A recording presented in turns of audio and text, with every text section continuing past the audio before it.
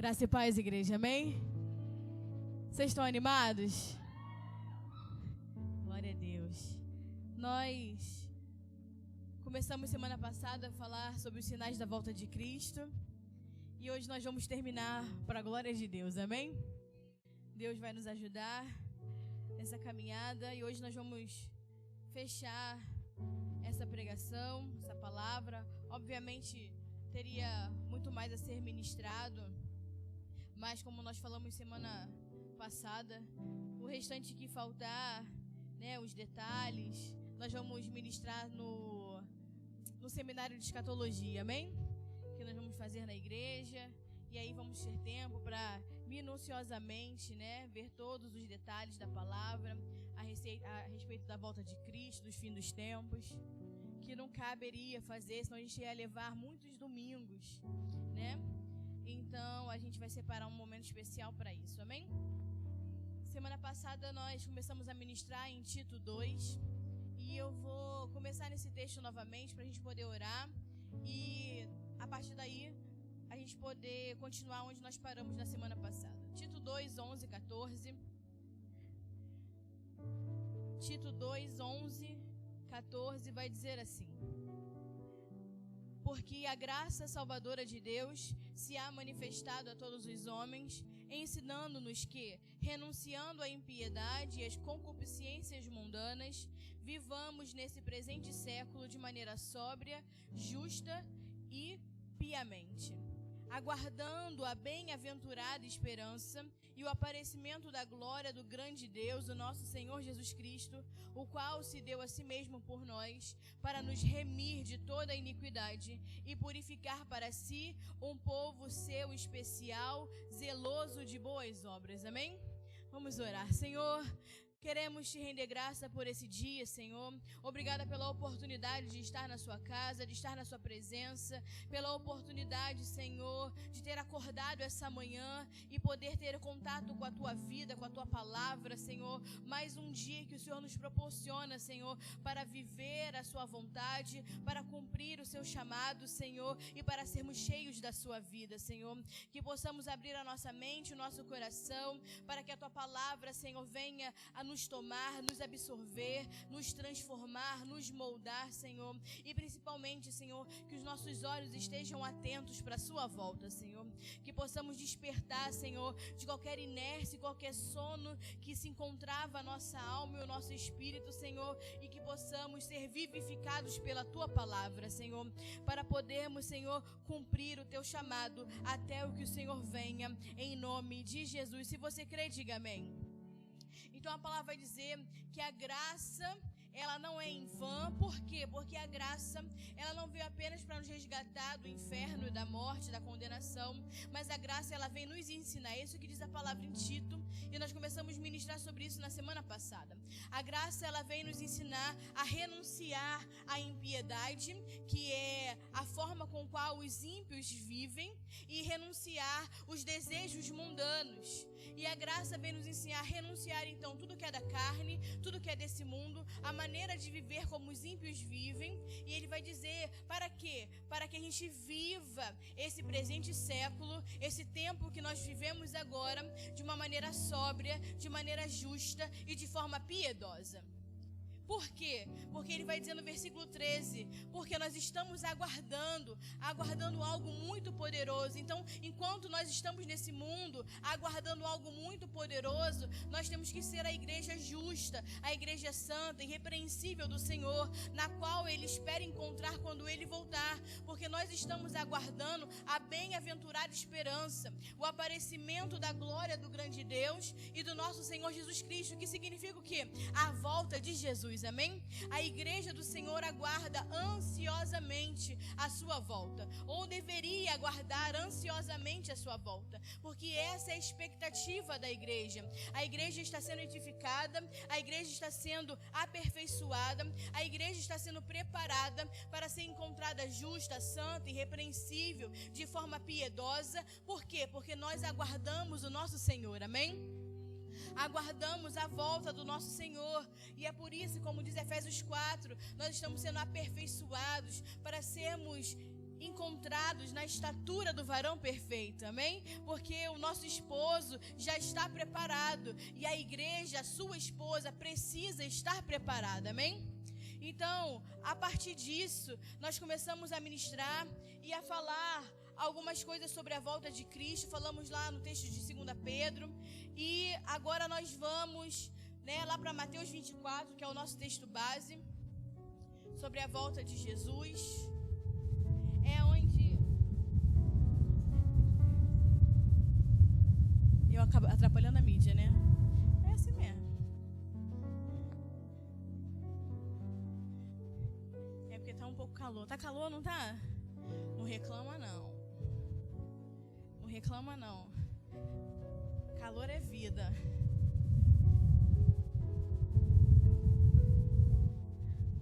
Se o calor fosse ruim, Jesus não se chamava o sol da justiça, amém? Então, vamos lá em Mateus 24, que é onde inicia as perguntas que os discípulos vão fazer para Jesus a respeito do fim dos tempos. Mateus 24, versículo 1. Mateus 24, versículo 1.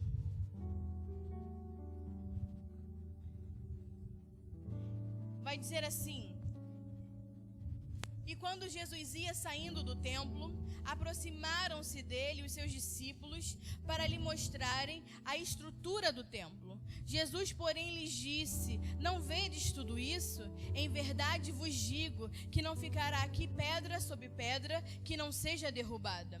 E estando assentado no Monte das Oliveiras, chegaram-se a ele os seus discípulos em particular, dizendo: dize-nos quando serão essas coisas e que sinal haverá da tua vinda e do fim do mundo. Então, nós falamos semana passada, e eu vou repetir porque nós vamos continuar respondendo essas 3 perguntas. Jesus, ele sai do templo, está dizendo aí no versículo 1, ele está saindo do templo, E quando ele sai do templo, antes dele sair do templo e ir para o Monte das Oliveiras, ele vira para os discípulos e fala, E fala no versículo 2: não vedes tudo isso? Em verdade vos digo que não ficará aqui pedra sobre pedra. E isso depois dos discípulos terem mostrado para eles, a estrutura do templo, pedras muito grandes, pesam toneladas, cada pedra que forma, e formava o templo antigamente, no qual eles cultuavam. Hoje tem, como nós falamos, tem uma parte do muro ainda que ainda está lá, que também é feita dessas pedras pesadas, pesam toneladas cada pedra. E Jesus estava garantindo que tudo aquilo ali seria desfeito, tudo aquilo ali seria derrubado. E Jesus sai então do templo e ele vai para o Monte das Oliveiras, que está de frente para o templo. Então, na verdade, é como se ele atravessasse a rua, Vamos falar assim de um modo, mais grotesco, mas ficava em frente. Então, ele atravessava, saía do templo. Quando ele saía do templo, ele caminhava de frente, ficava o Monte das Oliveiras, amém? Então, ele só deu uma atravessadinha ali e entrou no Monte das Oliveiras, Hoje não é assim que funciona, hoje não tem como fazer essa rota, você tem que dar a volta em toda a cidade, porque a porta foi fechada do templo, foi construído um cemitério na frente. Então hoje, para você conseguir fazer entrar no templo, você tem que dar toda uma volta na cidade, enfim. Mas naquela época não, naquela época era só atravessar e saindo do templo ele já entrava no Monte das Oliveiras. E o que acontece? Ele vai sozinho. E depois que Jesus fala isso e sai, eles ficam, eu imagino a cabeça dos discípulos, meio atordoados. Porque tudo que eles conheciam de poderoso, de religioso, estava naquele templo, estava naquele lugar. Era o que eles conheciam de religião, era o mais próximo que eles tinham de intimidade com Deus, de falar com Deus, de sacrificar para Deus. Tudo era feito no templo, amém? Então, quando eles ouvem isso, provavelmente a cabeça deles deve ter dado um nó naquele momento. E Jesus vai para o monte e eles ficam assim, Como assim? Como assim isso aqui vai ser derrubado? Como assim não vai sobrar pedra sobre pedra? como assim isso tudo vai acabar? Do que ele está falando? Então eles vão até Jesus, eles seguem Jesus até o Monte das Oliveiras, como diz a palavra. E estando assentado no Monte das Oliveiras, chegaram-se a ele os discípulos em particular. Então eles vão até Jesus, creio que deve ter dado um delay. Eles saindo do templo, ele fala aquilo, eles devem ter parado, contemplado, olhado para aquela estrutura, pensado, né? Para até cair a ficha do que ele estava falando.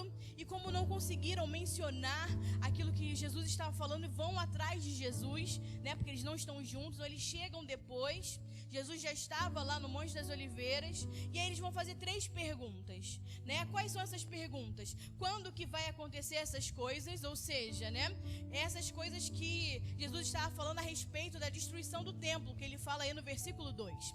Então eles vão perguntar quando que essas coisas vão acontecer, quando que, né, vai acontecer a destruição do templo. A segunda pergunta é: qual é o sinal da sua vinda? Como nós vamos saber qual é o sinal que vai ter sobre a sua vinda, sobre a sua volta? E a terceira pergunta é: qual é o sinal do fim do mundo? Qual é o sinal do fim dos tempos? Como que nós vamos saber os sinais? Então eles pedem para saber os sinais. E Jesus vai responder essas perguntas em Mateus 24 e Mateus 25. A resposta de Jesus para essas 3 perguntas está concentrado aí em Mateus 24 e 25, né? Como nós já mencionamos. E aí Jesus vai responder essa pergunta ele vai direcionar a resposta para 3 grupos de pessoas. Que grupos de pessoas? Os judeus, os gentios e a igreja. Ele vai direcionar a resposta, tanto em Mateus 24 e Mateus 25, para esses 3 grupos de pessoas. Por quê? Porque existe 3 povos sobre a face da terra diante da ótica de Deus. Deus, quando olha para a terra, né, ele olha 3 tipos de povos, 3 tipos de pessoas: os judeus, né, que nós falamos semana passada, a igreja e os gentios. Então, antes de nós nos tornarmos igreja, era judeus e gentios. Quem são os gentios? Todas as nações que não são os judeus. Vocês estão entendendo até aqui? Diga amém.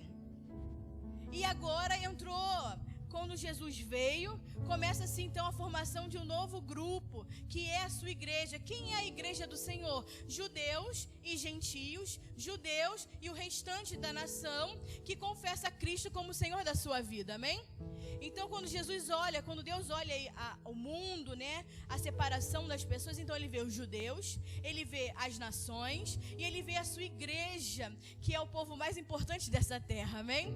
A sua igreja amada, que Jesus veio e morreu para edificá-la, que são os judeus e o restante das nações, os gentios, que confessam Cristo como seu Senhor. Então, Jesus vai direcionar a resposta dessas 3 perguntas para esses 3 grupos, né? E nós separamos a resposta, então eu vou repetir só para quem não estava aqui, para quem não pegou.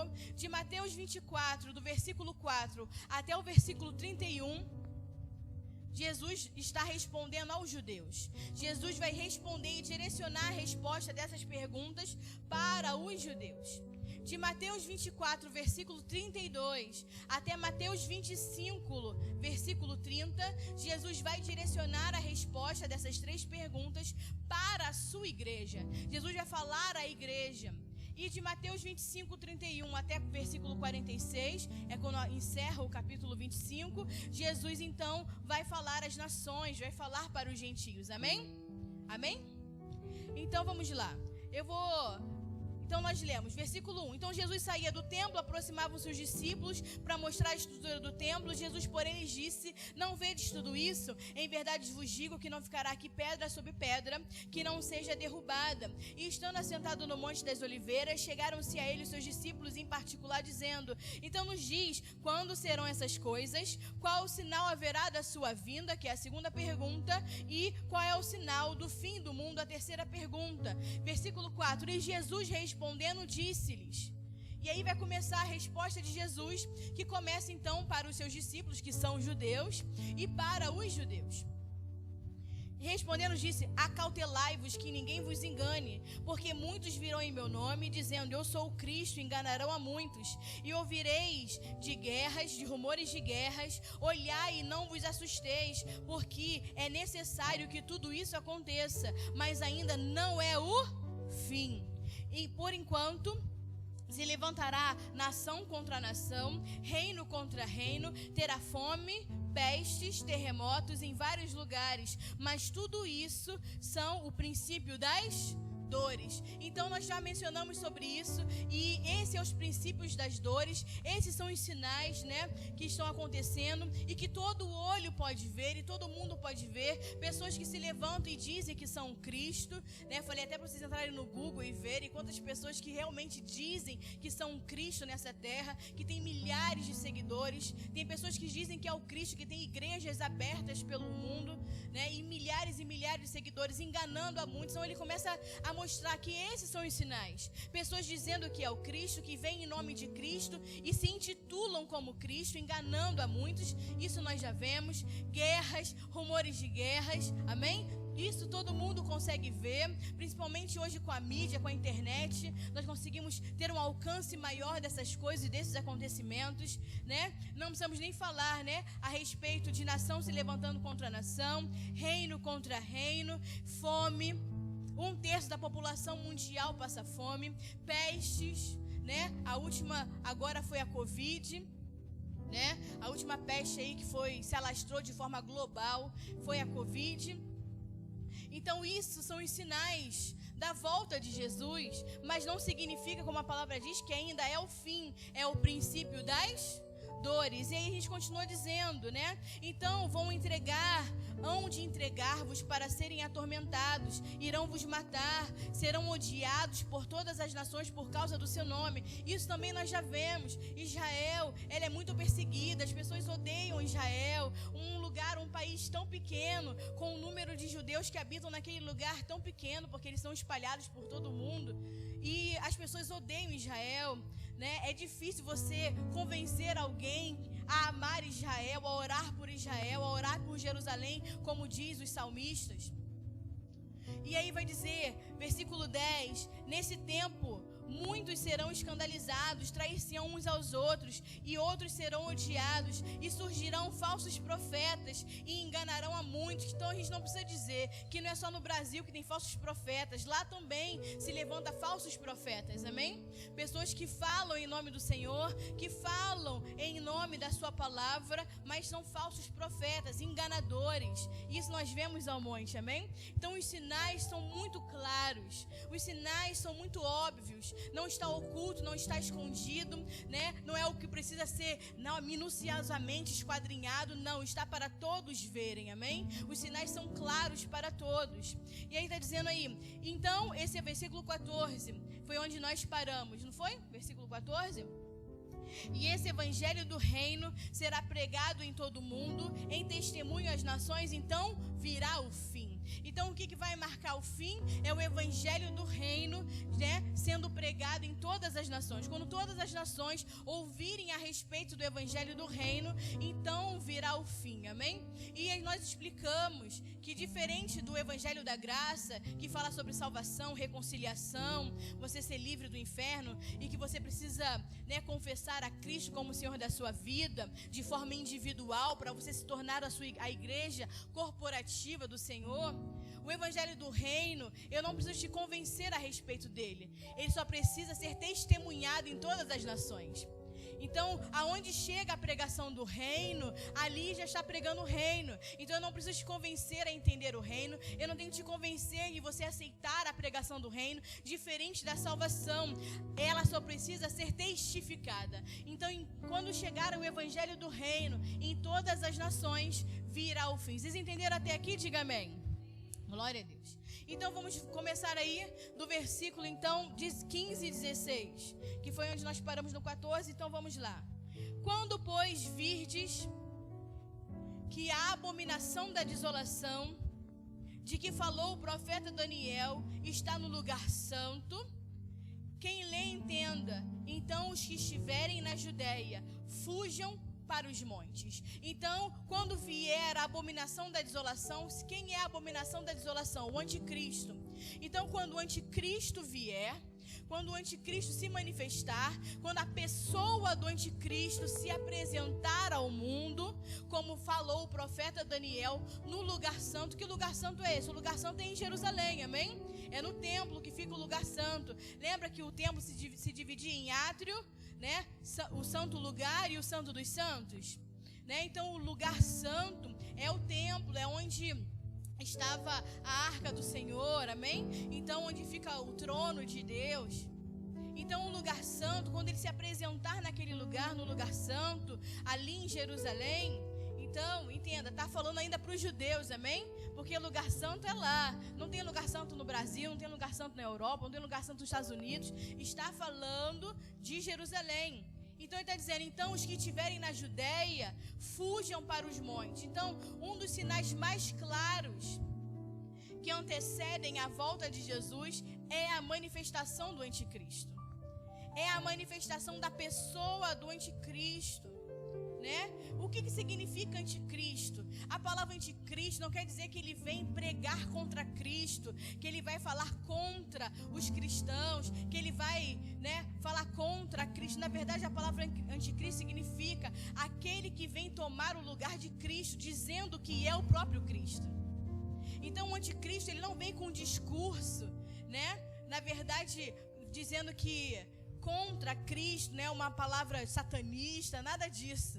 O anticristo é uma pessoa que vai se apresentar como Cristo e vai convencer o mundo que o nosso Jesus que veio não era o verdadeiro Jesus, que ele não era o verdadeiro Messias, que ele sim é o verdadeiro Messias. Vocês estão entendendo? Diga amém.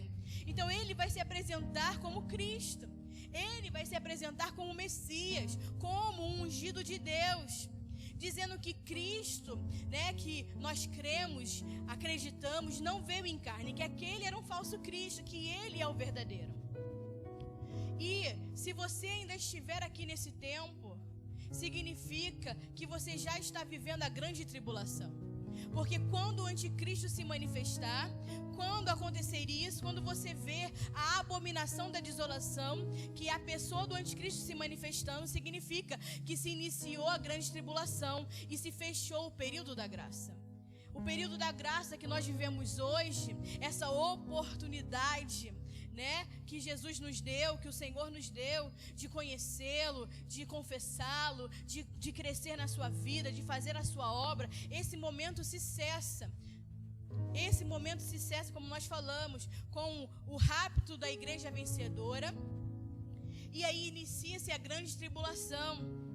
E aí o anticristo se apresenta ao mundo. Então, se você estiver aqui nesse tempo, significa que você vai estar passando, estar vivendo a grande tribulação. Mas a igreja vencedora já foi tomada para Cristo, amém? A igreja vencedora não vai viver esse momento. A igreja vencedora não vai conhecer o anticristo. A igreja vencedora não vai passar pela grande tribulação. Mas a igreja que não vencer, a igreja que não for primícias do Senhor e não for tomada para Ele primeiro, vai passar por esse período de grande tribulação, vai conhecer quem é a pessoa do anticristo. Então, a igreja vencedora, ela já foi raptada, ela já foi arrebatada como primícia junto ao Senhor. Diga, sou eu. Glória a Deus, sou eu, tem que ser. Porque a palavra vai dizer que a grande tribulação são dias de dores que a terra nunca viu. Dias de grandes dores, sofrimentos que a terra nunca passou. Então, por isso que nós temos que estar atentos aos sinais, porque todos os sinais já estão acontecendo. E antes de começar esse período da grande tribulação, parte da igreja, a igreja preparada, a igreja que for encontrada servindo ao Senhor, a igreja que for encontrada fazendo a sua vontade, a igreja que for encontrada, né, carregando, né, a botija cheia de azeite, com a sua lâmpada acesa, a igreja que for encontrada fazendo aquilo que foi chamada para fazer, vigiando, vai ser poupada desse tempo sobre a terra. A igreja que for encontrada preparada, vigilante, fazendo a vontade de Deus, vai ser poupado desse momento, dessa grande tribulação. Como que você garante isso, pastor? Eu não sei o que garanto, é a palavra. Apocalipse 3, versículo 10, vai dizer assim: porque guardaste a palavra da minha perseverança, também eu te guardarei da hora da provação ou da hora da tribulação, que há de vir sobre o mundo inteiro, para experimentar os que habitam sobre a terra, para provar os que habitam sobre a terra. Então a palavra está nos garantindo que se nós guardarmos a sua palavra da perseverança, se nós guardarmos a sua palavra, se nós cumprirmos a sua vontade, se nós formos encontrados fazendo aquilo que nós fomos chamados para fazer, o Senhor vai nos guardar desse momento de tribulação que vai vir sobre a terra. Deus vai nos poupar desse momento de tribulação que vai vir sobre todo o mundo. Então o Senhor vai poupar a sua igreja vencedora do pior tempo que já aconteceu sobre a terra, que homem nenhum viu, que homem nenhum experimentou, que ninguém jamais presenciou. Vocês estão entendendo? Diga amém. Versículo 17: e quando tiver, e quem estiver sobre o telhado, não desça para tirar alguma coisa da sua casa, e quem estiver no campo, não volte atrás para buscar as suas vestes. Então o que ele está falando? Quando o anticristo se manifestar, quem está na Judeia, corra para os montes, está mandando eles fugirem, fujam. E ele está corroborando no versículo 17, 18, dizendo: quem estiver no telhado, não desça para tirar alguma coisa da sua casa, né? Não tente catar nada, não tente levar nada, vá embora. Quem estiver no campo, né, trabalhando, não volte para trás para buscar as suas coisas, para buscar as suas vestes. Se vocês enxergarem, verem o anticristo no lugar santo, quando ele se apresentar naquele lugar, fujam, vá embora, corra. E olha que Jesus está falando, depois de tudo que eles passaram, depois de tudo que os judeus já presenciaram, e nós podemos ver isso historicamente, né? A perseguição nazista, né? O que Jesus está falando para eles? Fujam, porque nunca viu nada igual, nunca aconteceu nada igual nessa terra. E se você estudou um pouco de história, conhece sobre o Holocausto, e você pensa que aquilo ali foi terrível, aquilo ali foi terrível, Jesus está garantindo que vai ser muito pior. Pior do que já foi visto sobre qualquer homem na face da terra. O que vai acontecer quando o anticristo se manifestar. E depois dessa perseguição toda que eles já sofreram, né? Que os judeus já sofreram com a perseguição do Egito, eles sofrem durante todo o Velho Testamento, fugindo em guerras. Depois, nesse século, nesse tempo, né? A perseguição nazista sobre eles, os judeus, eles aprenderam uma coisa: eles aprenderam a não juntar riquezas que eles não podem carregar. Então você não vai ver em Israel os judeus se preocupando muito com casas, com carros, a não ser os judeus abobalhados que virem espalhados por aí, que não é muito judeu assim, né? É só judeu porque nasceu judeu, igual o cristão que nasce cristão. Mas se você for a Israel, você não vê carros de luxo, Ferrari, você não vê eles ostentando coisas materiais. Por quê? Porque eles aprenderam com tudo que eles passaram a investir em diamante e ouro. Bens preciosos que no momento de aflição, eles conseguem enfiar no bolso e sair correndo. Que no momento de perseguição, eles conseguem carregar com eles. Então a casa fica, o carro fica, mas eles conseguem juntar pedras preciosas, ouro e carregar com eles. Então você vai ver que em Israel, lá tem as maiores empresas, fábricas de lapidação de ouro e diamante. Lá tem grandes fábricas de lapidação de diamante, porque se acontecer algo, eles estão preparados. Você vê muitos judeus com lojas de ouro, de diamante, de bens, né, de pedras preciosas. Porque se acontecer alguma coisa, eles enfiam no bolso e saem correndo, né? Então eles vão embora. Vocês estão entendendo? Diga amém. Versículo 19. Mas ai das grávidas e das que amamentam naqueles dias. Que dias? Nos dias que o anticristo vai se manifestar. nos dias que eles enxergarem o anticristo sentado no lugar santo. Por quê? Porque ai das grávidas e ai daquelas que amamentam. Porque quando você ver e ouvir sobre o anticristo, que ele está sentado no templo, o que ele mandou fazer? Corra para os montes, larga tudo e não volta para trás, né? Tá no campo, não pega nem as suas roupas, vai embora.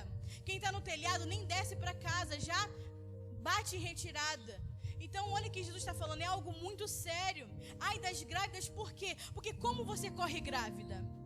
Como você foge grávida? Uma barriga grande e pesada. As mães que amamentam, como é que saem correndo com seus filhos? Vai ser uma fuga em massa.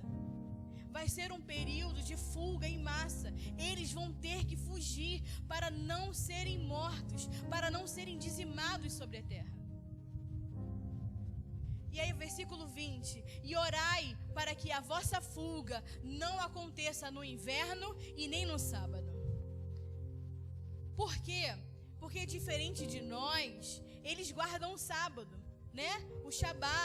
Então, às 18 horas de sexta-feira até 18 horas do sábado, eles estão, né, guardados, reservados. Como eu falei semana passada, eles não apertam nem o botão do elevador. Né? O elevador tem que ficar no automático e parando em todos os andares, porque eles consideram apertar o botão do elevador trabalho. Se o judeu está voltando para casa de carro e deu 18 horas, né, 6 horas da tarde, que é a viração do dia deles, é 6 horas da tarde. E eles não chegaram em casa, faltou um quarteirão para chegar em casa. Eles não dirigem, eles param o carro, descem, pegam o ônibus para poder chegar em casa.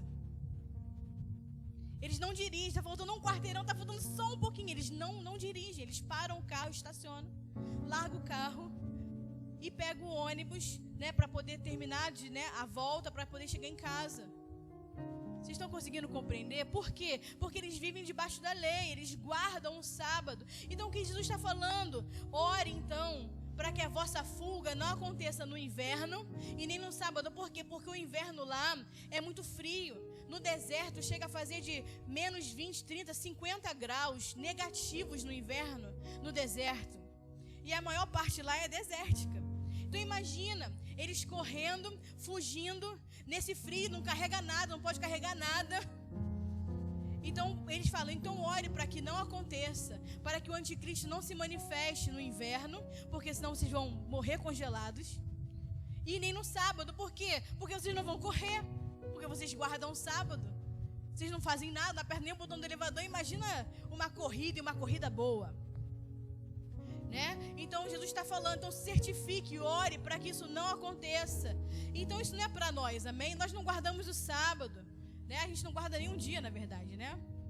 O brasileiro vive, né, todo dia a dia.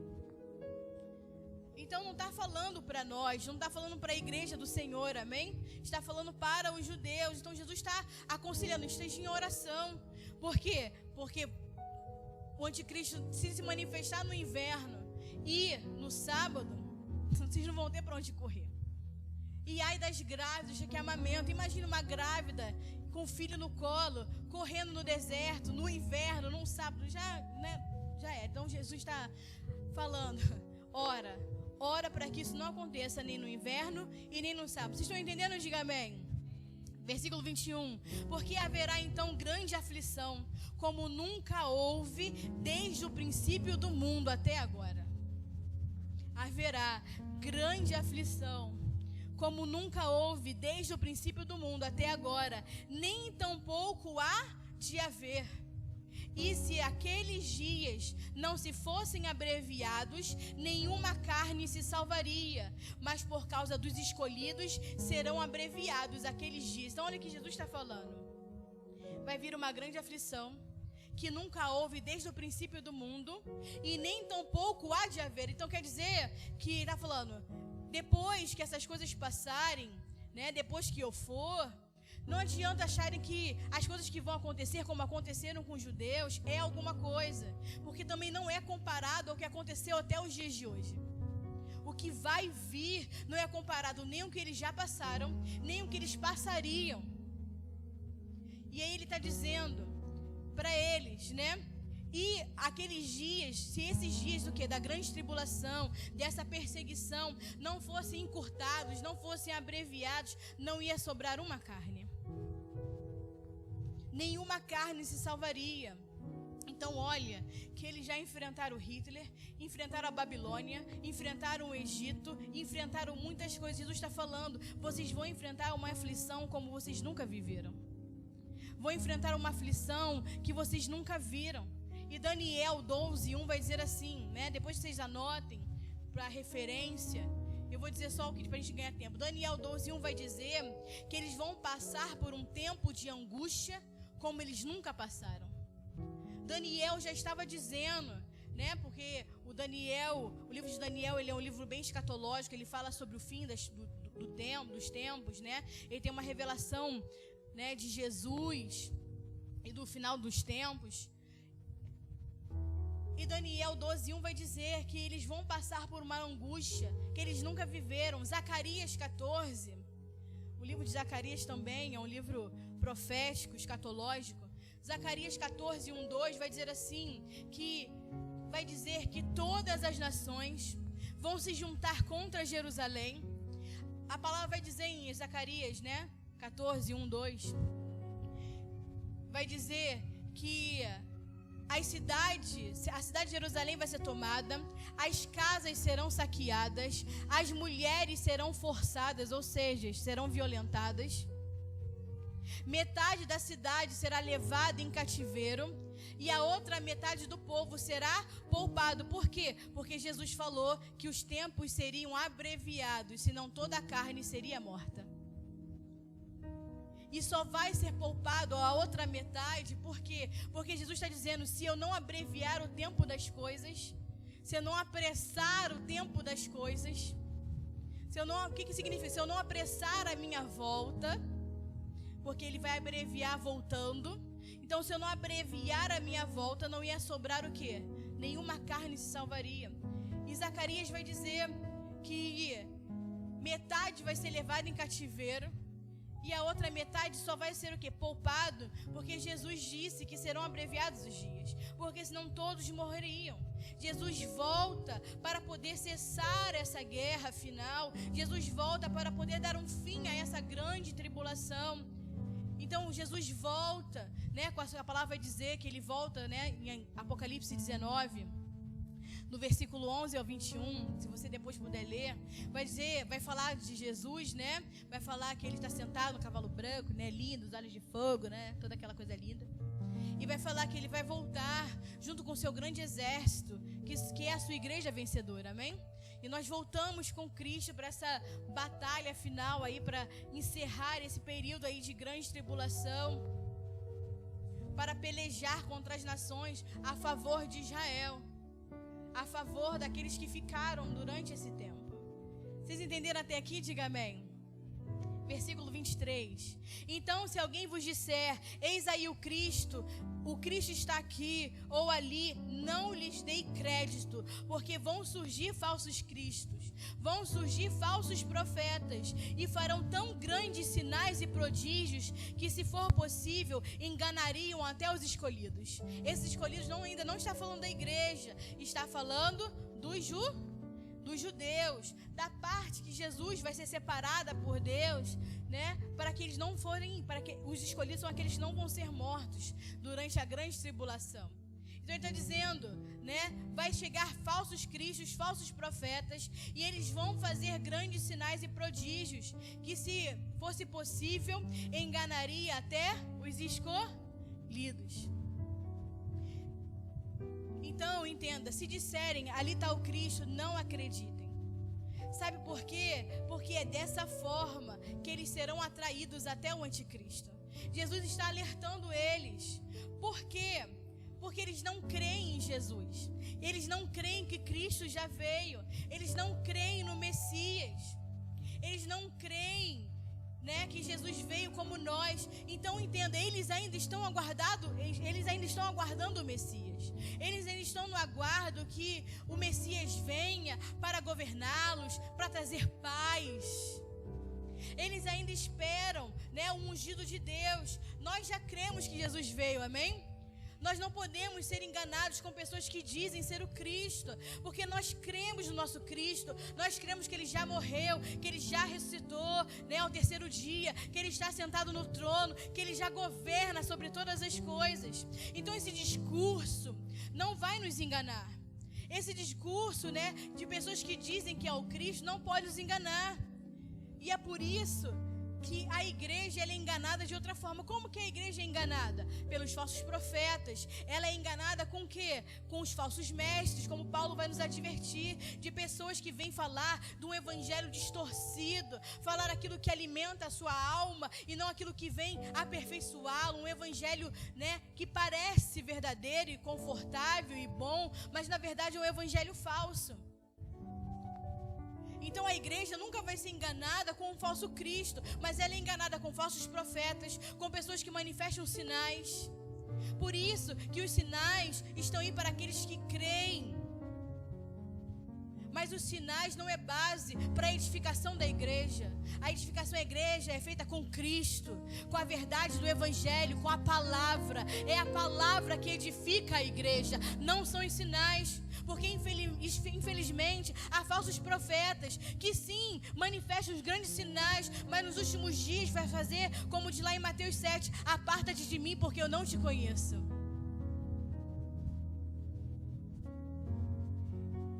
Então quem vai ser enganado pelo falso Cristo são eles.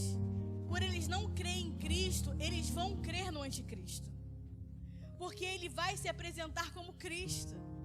Ele vai se manifestar como Cristo. Deixa eu só explicar para você não ficar perdido.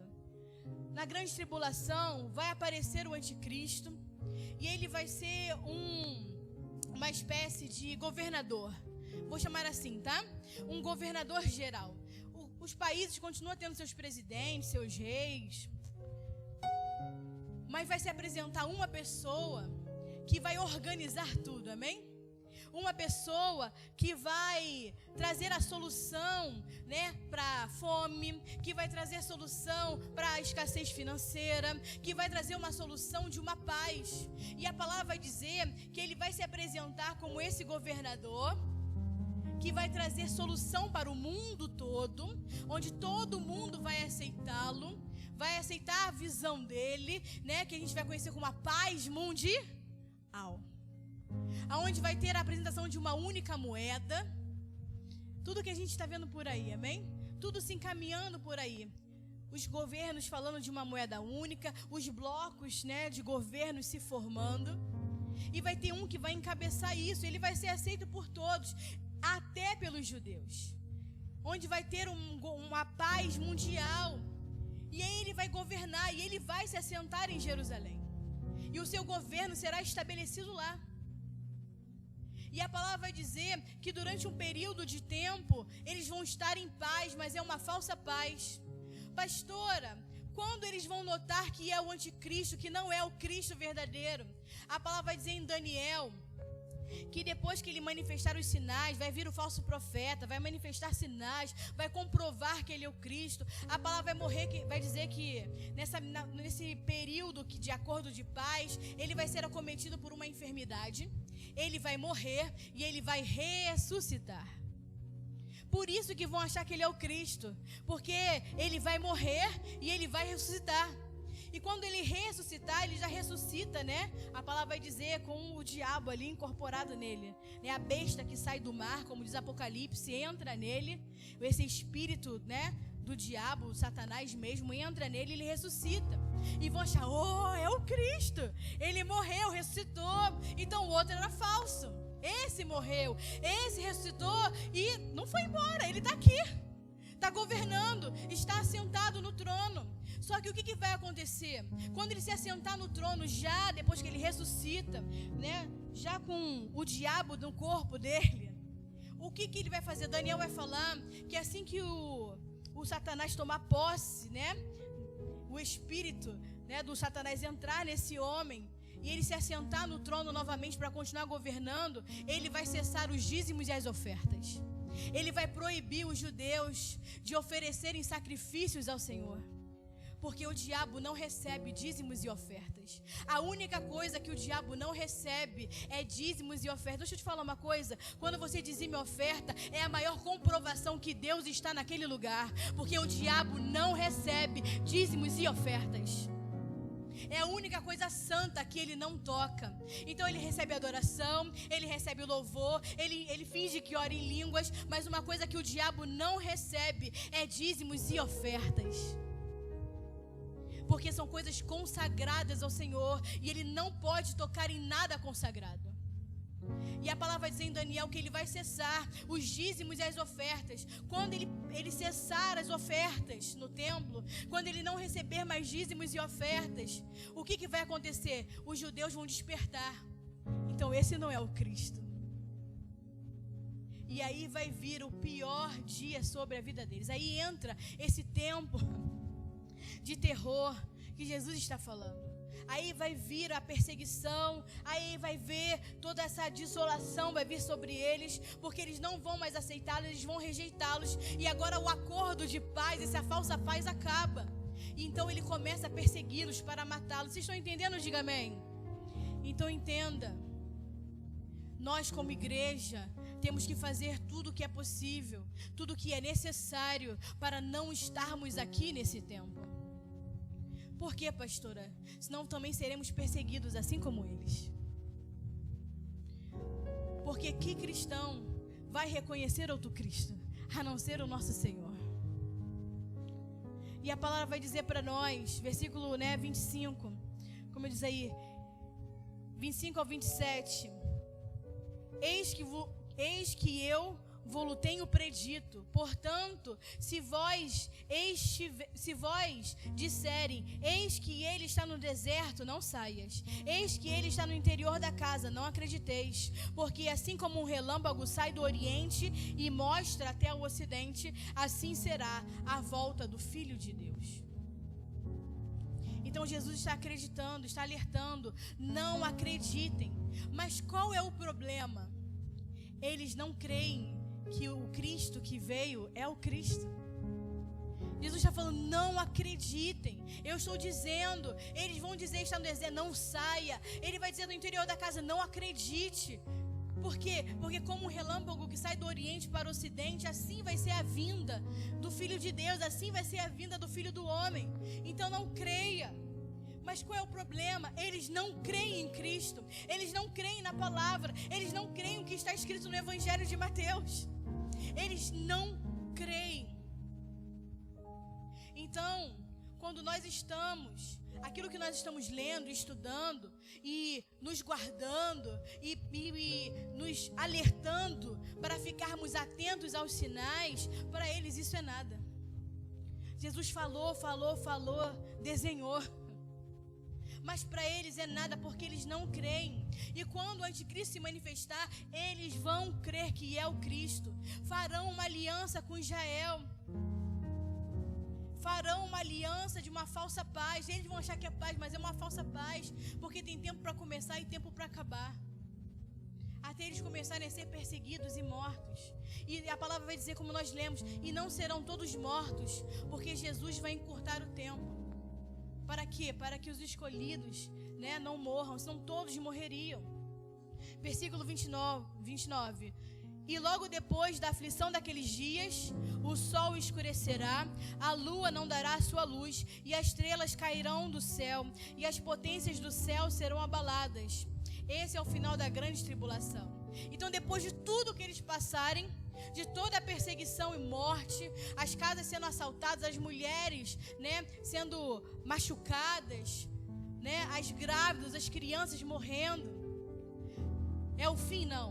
Logo depois dessas aflições que a gente acabou de ler, o sol vai se escurecer, a lua não vai dar a sua luz, as estrelas cairão do céu. O que é as estrelas caindo do céu? São os... que negócio que é o nome? Meteoros que caem da terra, As pedrinhas meteóricas que só passa perto da terra, vão cair na terra. São uma chuva de meteoros que vem sobre a terra. A terra vai ser bem abalada. Está dizendo aí, as potências dos céus serão abaladas. E aí então será o final da grande tribulação, porque essa é a marca, versículo 30. Então aparecerá no céu o sinal do Filho do Homem, e todas as tribos da terra se lamentarão, e verão o Filho do Homem vindo entre as nuvens do céu, com poder e glória. Aí Jesus vai voltar, e a palavra está dizendo que ele vai voltar, e ele vai vir nas nuvens, como está lá em Apocalipse 1, versículo 7. Apocalipse 1, versículo 7 vai dizer: eis que vem com as nuvens, e todo olho verá, até quantos o transpassaram. Significa, até aqueles que o entregaram para a morte. Está falando dos judeus. Eles vão ver Jesus voltando nas nuvens. Até aqueles que os entregaram para morrer na cruz do Calvário vão vê-los. Ele está dizendo: e todas as tribos da terra se lamentarão sobre ele, certamente, amém. Todo olho vai ver. Todos os gentios que estão, as nações que estão na terra, e os judeus vão vê-lo, e todos vão se lamentar. A palavra diz que eles vão chorar, porque eles vão ver Cristo vindo e o reconhecerão. Esse era o Cristo que nós negamos. E eles chorarão, se lamentarão. Versículo 31.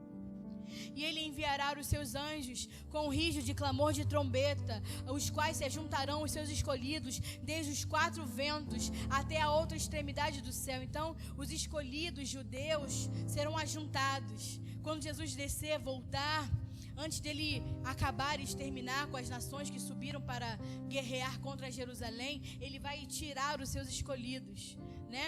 Como que são os escolhidos, né? Vou te dar uma colher de chá, porque eu estou muito boazinha hoje. Está lá em Apocalipse 7.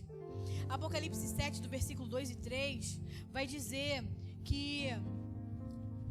Vai dizer assim, ó: vi outro anjo que subia do nascente do sol, tendo o selo do Deus vivo, e clamou em grande voz os 4 anjos, aqueles os quais foram dados fazer dano sobre a terra e o mar, dizendo: não danifiques a terra, nem o mar, nem as árvores, até selarmos na fronte os servos do nosso Deus.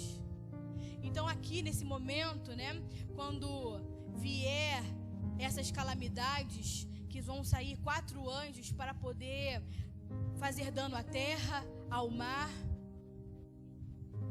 né, às árvores. Então, antes que tudo seja danificado, então 1/3 das águas serão feridas, 1/3 das árvores serão danificadas. E a palavra vai dizer então que antes disso espera, por quê? Porque vamos selar a fronte dos servos de Deus. Quem são os servos de Deus? São os judeus. Você não é servo de Deus, você é filho de Deus. Não está falando de nós. Servos de Deus são os judeus. Nós somos filhos de Deus, servos de Cristo. Nós somos servos de Cristo, mas somos filhos de Deus. Eles são servos de Deus. Então eles serão selados na fronte, são os escolhidos. Aí a palavra vai dizer, né, 12.000 de cada tribo, né, um número que não significa 12.000, mas enfim, vamos estudar isso melhor na escatologia. Mas será separado. Então ele vai juntar sobre toda a terra, porque tem judeus espalhados em toda a terra, por conta das guerras, das perseguições, né? Tem judeu em tudo que é canto. Então eles vão selar, o anjo vai selar na fronte, e eles serão poupados. Por quê? Se eles não fossem poupados, todos morreriam. Então entenda, esses são os princípios das dores. Não são as dores. Então, como nós lemos até o versículo 14, as guerras, os rumores de guerra, a fome, a peste, né, a pregação do evangelho do reino, são os princípios das dores. Então, quando entrar as dores, que são só os princípios, os sinais que nós estamos vendo da volta de Cristo, são os princípios das dores. E as dores vai ser a grande tribulação, a manifestação do anticristo, a perseguição e a morte, as pragas que vão ser liberadas sobre a terra quando as 7 trombetas tocarem. Então as águas serão contaminadas, 1/3 do verde vai ser exterminado, pragas, pessoas vão sofrer de doenças. A palavra vai dizer que as pessoas serão acometidas de pragas, de doenças, e elas vão pedir para morrer, e a palavra vai dizer que a morte fugirá delas. As pessoas vão sentir uma dor, uma doença que vai vir, uma praga sobre seus corpos, que vai doer tanto, eles vão sofrer tanto, que eles vão buscar a morte. A palavra vai dizer que por 5 meses a morte fugirá deles. não vão conseguir morrer. Imagine a agonia de uma pessoa sentindo dor e ela vai querer morrer e não vai conseguir morrer. Essas são as dores.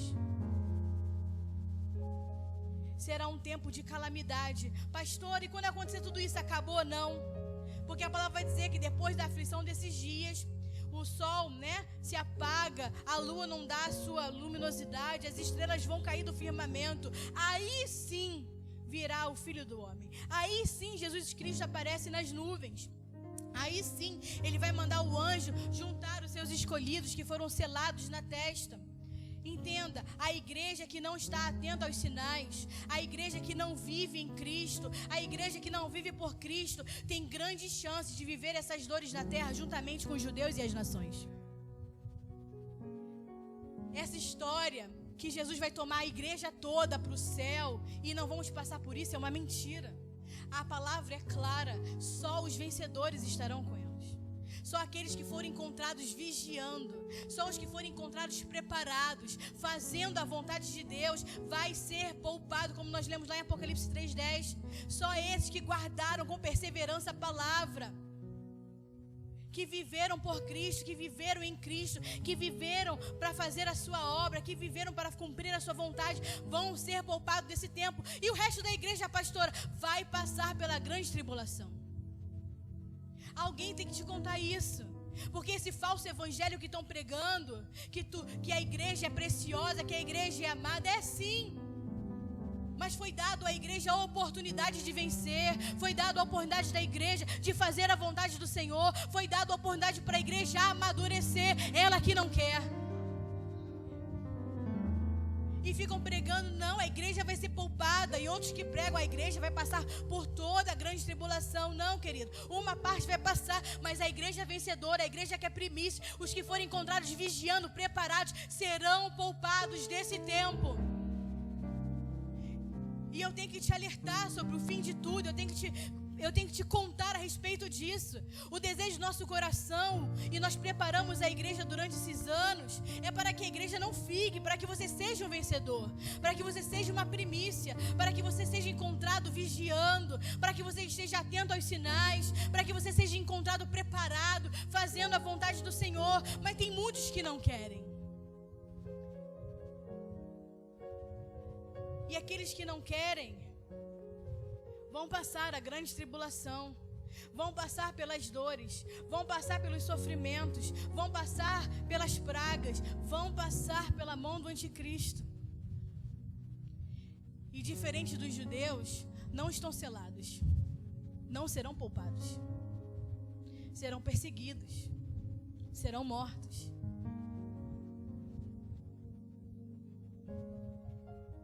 Vocês entenderam até aqui? Diga amém. E aí começa a partir do versículo 32, como nós separamos, Jesus começa agora a falar à sua igreja. E Ele vai começar a advertir a sua igreja. E vamos tentar, nós temos ainda 15 minutinhos, dentro do meu horário apertado que o pastor Bruno me dá. Ele vai falar agora à sua igreja. Ele vai começar a advertir a igreja. Aí ele vai começar em versículo 32, vai falar sobre a parábola da figueira.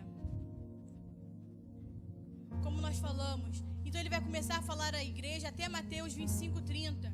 Nós já falamos sobre a parábola do servo mau.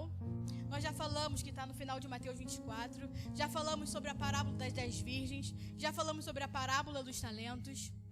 Ministramos desde como nós ministramos a palavra, sobre a expressão do reino e a palavra de primícias desse ano, que nós falamos sobre ser cheios da vida e serviço. Nós já ministramos sobre essas parábolas. Então vocês já têm o conteúdo, já tem um conteúdo disponível no YouTube. É só você juntar depois a palavra para a gente não precisar repetir tudo isso, amém? Então ficou faltando só a parábola da figueira, para que a gente possa completar essa resposta de Jesus à sua igreja. Então, toda vez que o Senhor fala em parábolas, Ele está falando à sua igreja, amém? Todas as parábolas são para a igreja. Tudo que você encontrar de parábolas na palavra do Senhor é para a igreja. Jesus está falando para a sua igreja. Versículo 32. Aprendei, pois, esta parábola da figueira.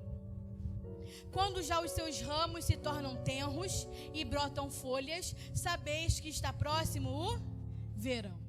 Então, diferente de outras parábolas, né, que falam da figueira, essa figueira aqui não está falando de Israel. Então, a figueira aqui está falando da árvore figueira, tá?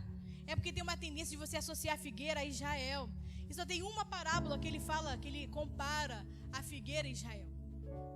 As outras vezes que ele vai falar, ele está falando da árvore figueira, porque tem muita figueira em Israel, é costume de lá, tem muita. Aqui a gente não vê muita figueira, mas lá em tudo que é canto tem figueira, né? Então vai dizer assim, né? Aprendei, pois, esta palavra da figueira. Então é para você aprender. Quando os ramos da figueira brotam, né?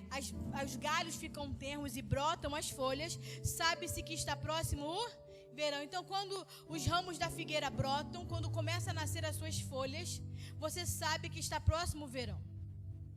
Então, a parábola, quando ela relaciona a figueira e o verão, é para que a gente possa entender o quê? Que entender dos sinais. Ele não está, é nada mirabolante. A folha brota da figueira, está próximo o verão. É bem simples, é somente isso mesmo, entendeu? Não é nada mirabolante. É para você saber que está próximo o verão. O que significa isso? Ele está nos atentando aos sinais. Fique atentos aos sinais, porque assim como a figueira nasce as suas folhas, significa que está próximo o verão. Esteja atento aos tempos. Ele está falando para a igreja se atentar aos tempos, se atentar às estações, se atentar às mudanças que vêm com cada estação, se atentar aos acontecimentos que vêm com cada estação, porque está próximo o verão. Por quê? Porque eu estou vendo que está nascendo a folhinha lá na árvore. Vocês estão conseguindo entender? Então é sobre isso, estarmos atentos aos sinais, estarmos atentos às mudanças de estações, estarmos atentos aos acontecimentos. O Senhor está nos exortando à vigilância. Quando ele fala para a gente aprender sobre o que acontece com a figueira, é estar atentos e vigilantes, sabendo e entendendo os tempos, sabendo e entendendo os sinais. Entenderam até aqui? Diga amém. Profundo, né? A gente tenta, né, tirar mais coisa do que existe do negócio. Igualmente, versículo 33, quando vir de todas essas coisas, sabeis que ele está próximo às portas. E quando verdes essas coisas, que coisas? As coisas que ele acabou de falar anteriormente. As guerras, os rumores de guerra. Então ele vai falar, quando vir todas essas coisas que ele acabou de falar para os judeus. Então quando você vê todos esses acontecimentos, saiba que eu estou próximo. Saiba que eu estou às portas. Então quando vocês ouvirem falar de guerra, de terremotos, rumores de guerra, os judeus sendo perseguidos, odiados, o evangelho do reino sendo pregado a todas as nações, quando vocês começarem a ver os princípios das dores, saibam que eu estou às portas. Fique atento aos sinais, assim como a figueira dá sinais que o verão está chegando, esses sinais estão mostrando que eu estou voltando. Como se sabe que o verão está perto? Olhando para a figueira. Como você sabe que Jesus está voltando? Olhando para os sinais, olhando para essas coisas, ficando atento aos princípios das dores. Então eu te pergunto, nós já temos falso Cristo, sim ou não? Nós já temos falsos profetas, sim ou não? Já temos guerra, sim ou não? Tem rumor de guerra, sim ou não? Tem fome, sim ou não? Tem peste, sim ou não? Então nós sabemos que o nosso Senhor está às portas. Então nós sabemos que Jesus está às portas, que o nosso Rei está voltando. Ele está dizendo à igreja, igualmente, quando vires essas coisas, sabeis que Ele está próximo, que Ele está às portas. Versículo 34, em verdade vos digo que não passará essa geração sem que todas essas coisas aconteçam. Qual geração? A geração que vê os sinais, porque ele está falando dos sinais. Então a geração que vê nitidamente os sinais, não passarão essas coisas. Não vai passar essa geração. Aqueles que veem os sinais, sem que tudo aquilo que Jesus falou se cumpra. E qual a geração que está vendo os sinais? A nossa. Você não falou, confirmou tudo que eu falei? Então qual é a geração que está vendo todos os sinais? a nossa. E a palavra está dizendo: em verdade vos digo, não passará essa geração sem que todas essas coisas aconteçam. Versículo 35, 36. O céu e a terra passarão, mas as minhas palavras não hão de passar. Mas naquele dia e hora ninguém sabe, nem os anjos do céu, mas unicamente o meu Pai. As palavras não vão passar, ou seja, tudo que o Senhor está falando vai se cumprir. O céu e terra passam. O céu e a terra estão cronometrados para começar e acabar, mas a palavra do Senhor é eterna e todas elas vão se cumprir, porque Deus não é homem para que minta, nem filho do homem para que se arrependa. Tudo que Ele falou vai se cumprir. Então, quando vai acontecer? Se os anjos não sabem, unicamente o Pai sabe. Não sabemos, porque só o Pai sabe. Unicamente o meu Pai. Mas daquele dia e daquela hora, ninguém sabe, nem os anjos sabem. Versículo 37. E como foi nos dias de Noé, assim será também a vinda do Filho do Homem. Como que foi os dias de Noé, será assim a vinda do Filho do Homem? Ou seja, nos dias de Noé, o que aconteceu nos dias de Noé vai acontecer com a igreja. Tudo o que aconteceu nos dias de Noé vai acontecer com a igreja. Então está dizendo, como foi nos dias de Noé, assim também será a vinda do Filho do Homem. Então a marca que Jesus está vindo é os acontecimentos que aconteceram com Noé, aconteceram também com a igreja, nesse tempo, nessa geração. Que ele vai dizer nos próximos versículos 38 e 39, ele vai falar o que aconteceu nos dias de Noé. Vai dizer assim: porquanto, assim como nos dias anteriores ao dilúvio, comiam, bebiam, casavam e davam-se em casamento, até o dia que Noé entrou na arca, e não o perceberam, até que veio o dilúvio e levou a todos. Assim será também a vinda do Filho do Homem. Vamos pensar um pouco. Nos dias de Noé, Pedro, lá em 2 Pedro 2,5, Pedro vai dizer que Noé, ele não era apenas um construtor da arca. Noé era um pregoeiro da palavra. Pedro vai dizer que Noé, ele pregava, ele era um pregoeiro. Obrigado, eu não consegui nem parar para beber água ainda, percebeu, né? Obrigado, meu amor. Obrigado.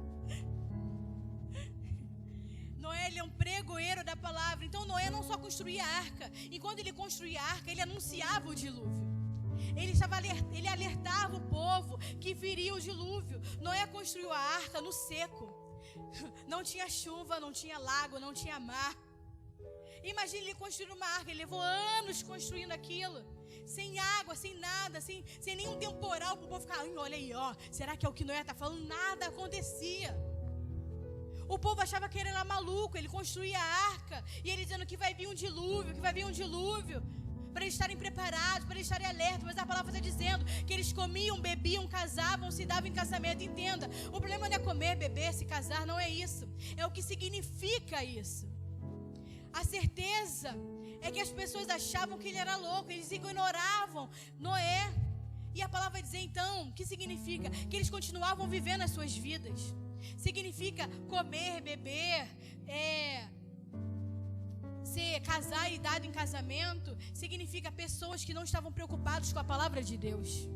Pessoas que não estavam preocupadas com o anúncio da palavra, com o anúncio dos acontecimentos. Pessoas que estavam preocupadas em viver as suas próprias vidas, que não estavam preocupadas com o anúncio do fim do mundo. Noé estava anunciando o fim do mundo. Ia vir um dilúvio que ia acabar com toda a terra, e aquilo ali estava sendo preparado para que eles fossem salvos.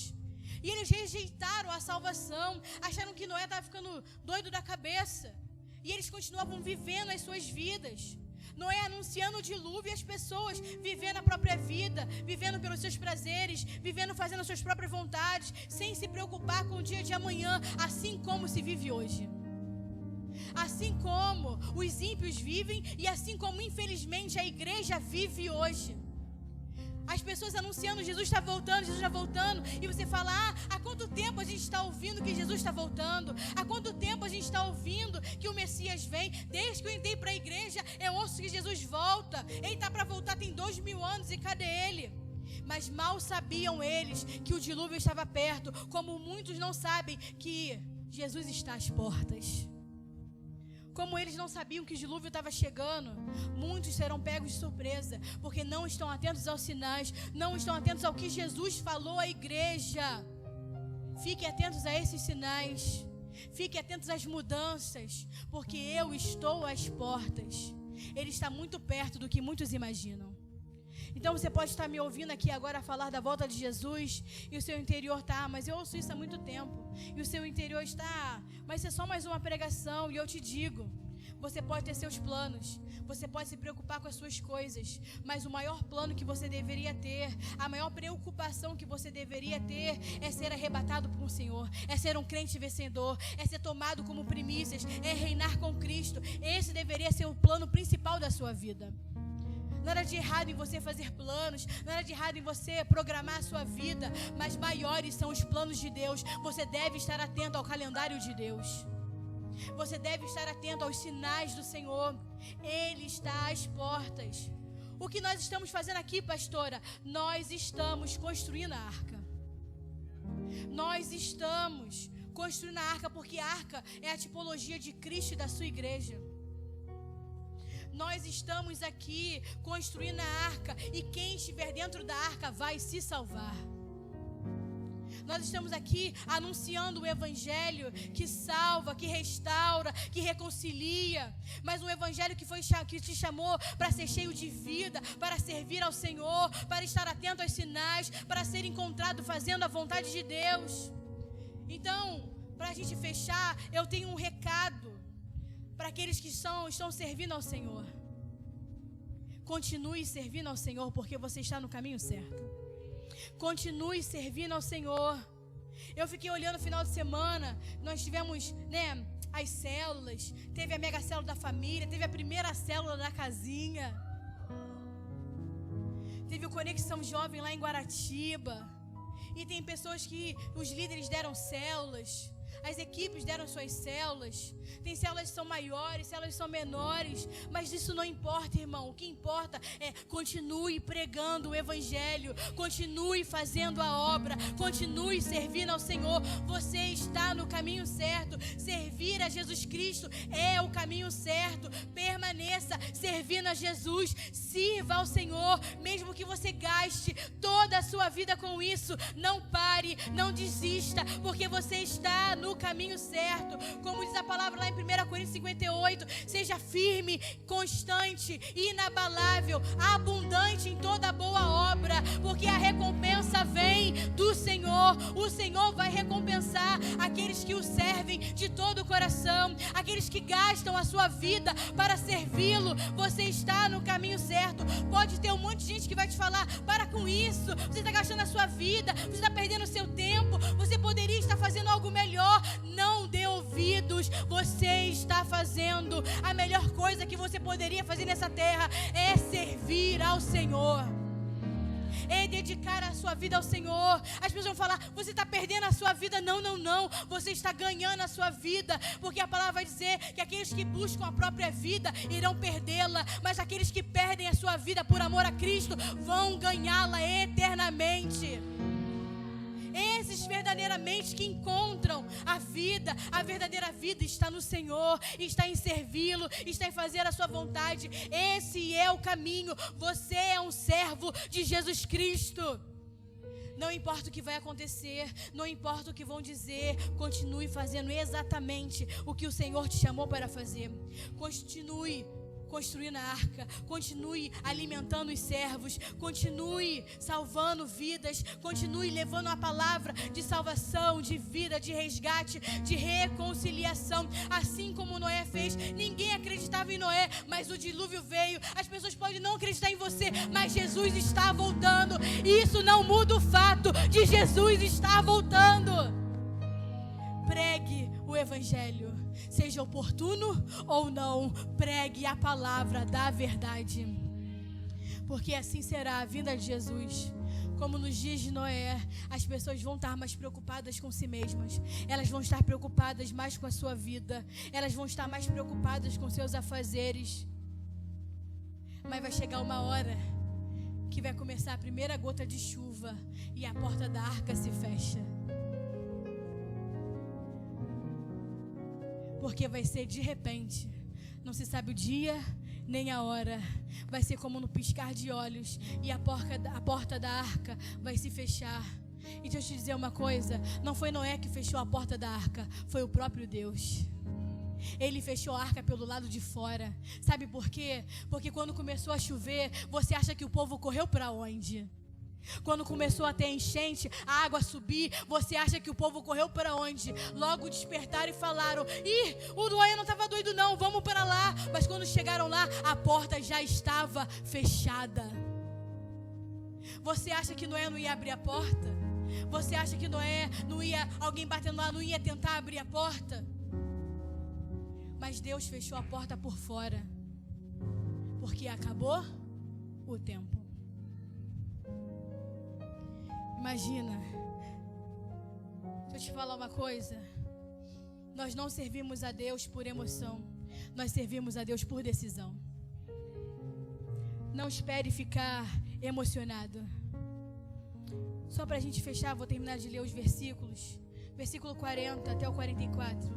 Então, estando dois no campo, um será levado e o outro deixado. Estando duas moendo no moinho, uma será levada e a outra deixada. Vigiai, pois, não sabeis a que hora há de vir o nosso Senhor. Mas considerai isso: se o pai de família soubesse que a vigília na noite havia de vir o ladrão, vigiaria e não deixaria minar a sua casa. Por isso, estáis vós apercebidos, atentos também, porque o Filho do Homem há de vir numa hora em que não pensais. Fique atento. Se você soubesse a hora que ele viria, com certeza você estaria preparado. Mas não se sabe a hora, então esteja preparado todos os dias. Todos os dias esteja preparado. Todos os dias você vai acordar e dormir tendo a certeza, né, do seu coração: hoje eu fiz tudo que eu tinha que fazer para o Senhor. Amanhã é um novo dia. Hoje eu fiz tudo que eu podia fazer para o Senhor. Amanhã é um novo dia. Esteja sempre preparado, sempre vigilante, porque não sabemos a hora, mas estejam atentos. O Senhor sempre nos atentando. Esteja atento. Estejam preparados. Ele avisou os judeus, avisou a igreja: estejam preparados, porque Ele vem numa hora que nós não pensamos. Ele vem numa hora, se você desfocar, Ele pode voltar. Se você titubear, Ele pode voltar. Se você estiver mais preocupado com as coisas dessa terra, Ele pode voltar e você ser pego desprevenido. E o Senhor está dizendo: eu não quero que sejam pegos desprevenidos. Por isso estou alertando, por isso estou atentando. Eu não quero que vocês sejam pegos desprevenidos. Mas como nos dias de Noé, muitos estarão preocupados com as suas próprias vidas. E a hora que a ficha cair, a porta vai ter fechado. Então, enquanto é tempo, querido, busque ao Senhor.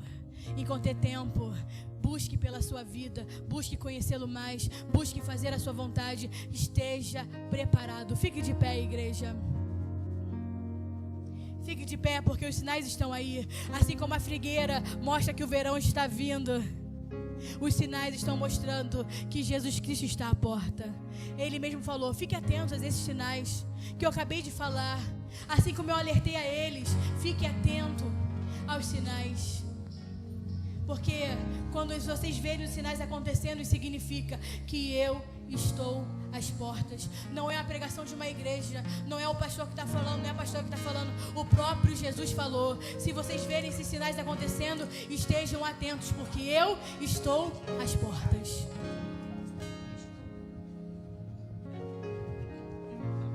Não se engane com a aparência do mundo. Não se engane com o que está acontecendo. Não se engane com as pessoas que tentam maquiar tudo aquilo que está aparentando. Não, não é normal, não está tudo normal. Tudo está corroborando para que Ele venha. Tudo está acontecendo para que Ele venha. Estejam prontos para servir, como diz lá em Lucas 12:35. Estejam prontos para servir.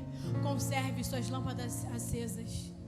Tenha azeite na vasilha, alimente os seus conservos. É o que vai dizer as outras parábolas que nós já estudamos.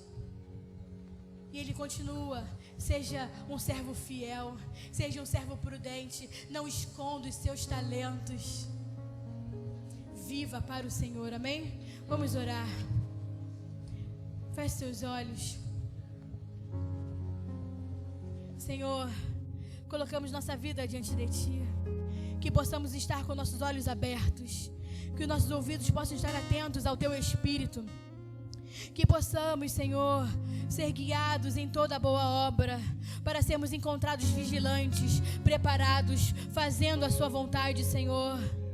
Porque não queremos passar pela grande tribulação que há de vir por essa terra. Desejamos no nosso coração ser poupados desse tempo. E que para isso, Senhor, possamos investir a nossa vida para servi-lo. Que possamos gastar os nossos dias servindo ao Senhor, fazendo a Sua vontade, cumprindo o Seu querer, Senhor.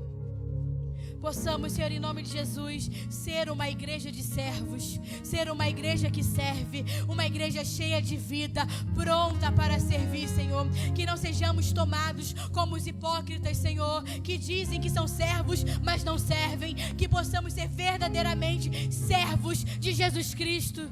Aqueles que são sempre prontos, vigilantes para fazer a Sua obra, preparados, Senhor. Que possamos, Senhor, não ter aparência de que vive, mas verdadeiramente viver a Sua vida. Não queremos ter aparência de ser algo que não somos. Queremos verdadeiramente ser a Sua igreja chamada, a Sua igreja vencedora, a Sua igreja gloriosa. Que possamos estar prontos, que possamos estar preparados, que possamos estar vigilantes, quer ser encontrado fazendo aquilo que o Senhor chamou para fazermos, fazendo a Sua vontade. Eu declaro que não seremos pegos de surpresa, apesar de não sabermos nem o dia e nem a hora, quando Ele voltar, e em breve Ele voltará, porque Ele mesmo diz que está às portas. Estaremos prontos, esperando o Senhor. Não seremos encontrados dormindo, mas seremos encontrados com a lâmpada acesa, com o azeite cheio de botija e com as obras preparadas para apresentar a Ele no grande dia. Que possamos, Senhor, viver a Sua vida. Que possamos abrir mão da nossa vida por amor a Ti. Que possamos abrir mão da nossa vida por amor a Ti e verdadeiramente ganhar a vida. Verdadeiramente, Senhor, viver a Sua vida. Que possamos ser aqueles que vão anunciar o Evangelho aos quatro cantos dessa terra. Pois como diz a Tua palavra em Salmos 49:8, o resgate de uma vida não tem preço. Não tem preço para Deus o resgate de uma vida. Então que possamos ser aqueles que anunciam a Tua palavra, que anunciam o Teu Evangelho, que remove o cativo do cativeiro, que liberta, que cura, que salva, tudo em Seu nome, tudo por Ti, tudo para Ti, Senhor. Eu quero declarar, Senhor, que somos servos que multiplicam talentos, que nunca os enterram, meu Pai. Afasta de nós todo medo, todo temor, meu Pai, que possamos estar à disposição para Te servir. Eu declaro, Senhor, que não somos uma igreja sentimentalista. Ai, eu tenho que sentir que está na minha hora. Não é sobre sentimento. Servir a Deus não é sentimento. Servir a Deus é disposição. Esteja disponível, esteja disposto para servi-lo. Essa é a desculpa daqueles que vivem como nos dias de Noé, fazendo as suas próprias vontades. Quando eu sentir, eu faço. Quando eu sentir, eu vou. Não é sobre sentimento, é sobre decisão, é sobre posicionamento. É sobre querer viver por Ele. E eu quero declarar, Senhor, que nós queremos viver por Ti. Nós queremos, Senhor, viver a Sua palavra. Nós queremos, Senhor, viver pela Sua vontade. Que possamos ser verdadeiros servos dispostos a Te servir. Que possamos ser fonte de vida. Que possamos ser fontes de vida. Porque não é sobre capacitação, é sobre disponibilidade. Se Deus te chamou, esteja disponível para Deus. Se Deus te chamou, que a sua casa esteja disponível para Deus. Se Deus te chamou, que seus lábios estejam disponíveis para Deus. Que não sejamos pegos de surpresa, porque depois não vai ter mais tempo. Quando Ele passar pela porta que Ele diz que em breve está vindo, a porta se fechará. Você nasceu para reinar. Então chega de desculpa, chega de perder tempo, chega de distrações. Porque não podemos continuar ignorando os sinais.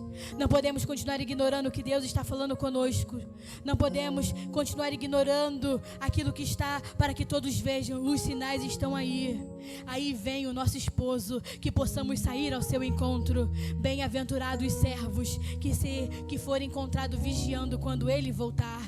Então que possamos estar de pé, disposto para servi-lo. Porque a única coisa que Deus se envolve é com a sua igreja, e Ele vai com a sua igreja até o fim. Não há outra coisa para se envolver, igreja, somente com o corpo de Cristo, somente com os negócios do Pai. E os negócios do Pai é a sua igreja, é a edificação da sua igreja, é a edificação da sua casa eterna. É com isso que o Pai está comprometido. Quer falar com Deus, quer achar Deus, esteja comprometido com aquilo que Ele se compromete. Esteja disposto a servi-lo aonde Ele está. E Ele está aonde está a sua igreja, aonde está a edificação da sua casa. Viva para Deus, leve a palavra de Deus a sério. Obrigada, Senhor, porque não é sobre pertencer a uma denominação, é sobre honrar a Deus com a nossa vida, é pertencer ao corpo de Cristo. E não há nada que pague a paz de colocar a nossa cabeça no travesseiro sabendo que estamos preparados e vigilantes, fazendo tudo aquilo que o Senhor nos chamou para fazer. Que possamos viver para fazer a sua vontade, porque breve Ele vem. Você crê? Diga amém. Tome seu lugar.